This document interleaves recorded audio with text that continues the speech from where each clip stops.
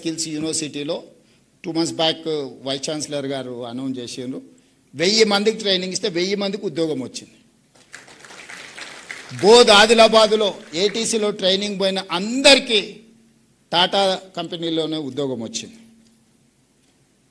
వీటన్నిటిని లేబర్ డిపార్ట్మెంట్లో ఐటీఐలు, పాలిటెక్నిక్ వచ్చేసి టెక్నికల్ ఎడ్యుకేషన్, స్కిల్స్ యూనివర్సిటీ వచ్చేసి ఐటీ అండ్ ఇండస్ట్రీస్ కింద ఉంటే వీటన్నిటిని సింగిల్ అంబ్రెల్లా కిందకి తీసుకొచ్చి యంగ్ ఇండియా స్కిల్స్ యూనివర్సిటీ అండర్లోనే పాలిటెక్నిక్, ఏటీసీలను, ఐటీఐలను అన్నిటిని ఒక దగ్గరికి తీసుకొచ్చి hundreds of crores దాని మీద ఖర్చు పెట్టి పిల్లల్ని ఎంపవర్ చేసి వైట్ కాలర్ జాబ్లని రీప్లేస్ చేయాలంటే బ్లూ కాలర్ జాబ్ అంటే స్కిల్, నైపుణ్యం.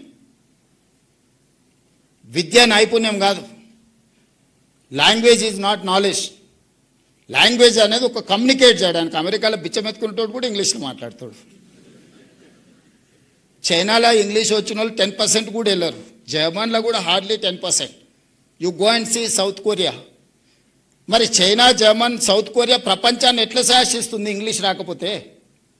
ప్రపంచాన్ని ఈరోజు ఒకవేళ చైనా గిన ఉన్న పలంగా నా అప్పు నాకు కట్టని అమెరికాని అడిగితే వాడు డబ్బులు కట్టలేక ఆ దేశాన్ని వాడికి ఇవ్వాల్సిన పరిస్థితి. అమెరికా క్యాష్ రిచ్ కాదు, చైనా ఇస్ క్యాష్ రిచ్. చైనాకున్న అప్పు అమెరికా కట్టాలంటే వాడి దగ్గర డబ్బులు లేకపోతే వాడి దేశాన్ని తీసి వాడికి అప్పచెప్పాలి. ఊర్లలో అప్పుడప్పుడు మనం భూమి ఇల్లు పెట్టి అప్పు తెచ్చుకుంటే కట్టలేక ఇల్లు భూమి వానికి అప్పులోనికి ఇస్తాం కదా పటానికి. అట్లా అమెరికా దేశాన్ని చైనాకి ఇవ్వాల్సిన పరిస్థితి. అందుకే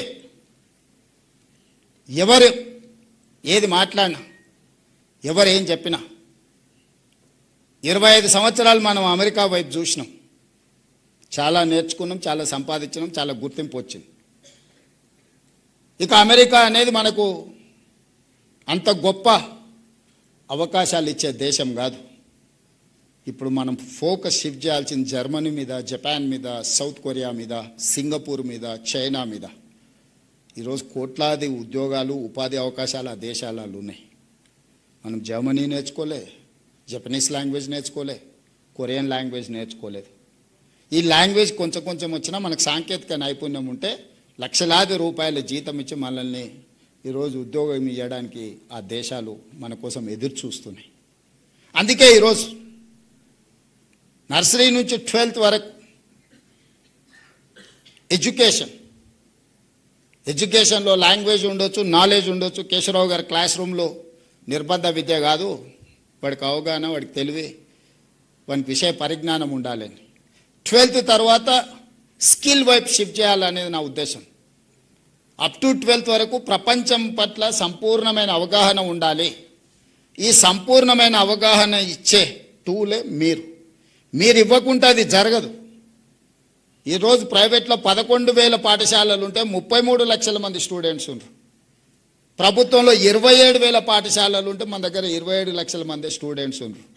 ప్రైవేట్లో 11,000 పాఠశాలల్లో 33 లక్షల పిల్లలకు చదువు చెప్పగలిగినప్పుడు మన 27,000 పాఠశాలల్లో ఎంతమంది పిల్లలకు మనం చదువు చెప్పొచ్చో మీరే ఆలోచన చేయండి. రెండవది, అప్పుడప్పుడు కొన్ని రిఫార్మ్స్ మీద మాట్లాడినప్పుడు మా ఉపాధ్యాయ సంఘాలు నా మీద కోపంగా మాట్లాడుతారు. నేను సంఘాల అధ్యక్షులకు ఒక మాట చెప్పదలుచుకున్నాను. మీ సమస్యలన్నీ నాకు వదిలేయండి. ఉపాధ్యాయ సంఘాలు ఏ సమస్యల మీద అయితే కొట్లాడుతుండ్రో మీరు అడగకుంటేనే మీ సమస్యను పరిష్కరించే బాధ్యత నేను తీసుకుంటా. మీరు ఏది అడగాల్సిన పని లేదు, మీ ఇంటికి పంపిస్తా. మీ ప్రమోషన్లు మీ ఇంటికి పంపించినా, మీ బదిలీలు మీ ఇంటికి పంపించినా, మీ రిక్రూట్మెంట్, డిఎస్సి రిక్రూట్మెంట్, ఏమైనా ఫ్రెష్ రిక్రూటీస్ ఇక్కడ ఎవరైనా ఉంటే లేదా మీ ఫ్రెండ్స్ ఉంటాడు కానీ 55 డేస్లో 11,000 నోటిఫికేషన్ టు అపాయింట్మెంట్ వరకు 55 డేస్లో నేను ఇచ్చిన. ఇంతవరకు ఎప్పుడైనా జరిగిందా? ఈ ప్రభుత్వం మీది కాబట్టి మీకోసం పనిచేస్తుంది. మీ సమస్యల పూచి నాది. ఉపాధ్యాయ సంఘాలకు నా సూచన, పిల్లల సమస్యల మీద మీరు కొట్లాడండి నాతోటి. మీ సమస్యల మీద కొట్లాడకండి.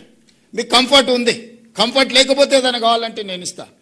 నెక్స్ట్ 3 years ఆర్ 5 years ఒక పంచవర్ష ప్రణాళిక పెట్టుకొని ఒక 5 ఏళ్లలో ఈ ఎడ్యుకేషన్ సిస్టమ్ని మేము మారుస్తాము, ఆదర్శంగా నిలబెడతాము. ఈ దేశంలోనే కాదు ప్రపంచంలో ఉండే దేశాల నుంచి వచ్చి మా ఇన్స్టిట్యూషన్స్ చూసే విధంగా మేము మారుస్తాము. ఈ 5 ఏళ్ళు ఉపాధ్యాయ సంఘాలు పిల్లల సమస్యల మీద మేము ప్రభుత్వాలతో కొట్లాడతామని మీరు ఓట్లు తీసుకొని బయటకు వెళ్ళండి, ఎట్లా మారదో నేను చూస్తా. ఏ ప్రభుత్వం అయినా మీకు తల వంచదా? ఐఏఎస్లను ట్రాన్స్ఫర్ చేసుడు కష్టం, ఈజీ, తీసి అటేస్తే మళ్ళీ కూడా వెనక్కి వచ్చి అడిగే ధైర్యం చేయరు. కానీ ఒక టీచర్ని ట్రాన్స్ఫర్ చేయగలమా? మీరు చెప్పండి, ఎంత శక్తి ఉంది మీకు? మీ శక్తిని, నా విజ్ఞప్తి ఒక్కటే, 5 ఏళ్ళు పిల్లల కోసం, ఎడ్యుకేషన్ కోసం, మన సొసైటీ కోసం, మన సమాజం కోసం, తరతరాల భవిష్యత్తును మార్చడానికి ఒక 5 సంవత్సరాలు మీరు ఒక ప్రతిజ్ఞ పూనండి. ఆ ప్రతిజ్ఞ ఈ దేశాన్ని మార్చకపోతే చూడండి, తెలంగాణను కాదు ఈ దేశాన్ని మారుస్తుంది. ఈ దేశానికి నాయకత్వం పివి నరసింహారావు గారు ఇయ్యలేదా? గొప్ప మేధావిగా, ఉత్తమ పార్లమెంటరీగా జయపాల్ రెడ్డి గారు రాణించలేదా? బూరుగుల రామకృష్ణారావు గారు గొప్పగా పరిపాలన అందించలేదా? ఎందుకు ఇయ్యలేము మనం తెలంగాణ నుంచి? ఈ దేశంలో విద్యను, వైద్యాన్ని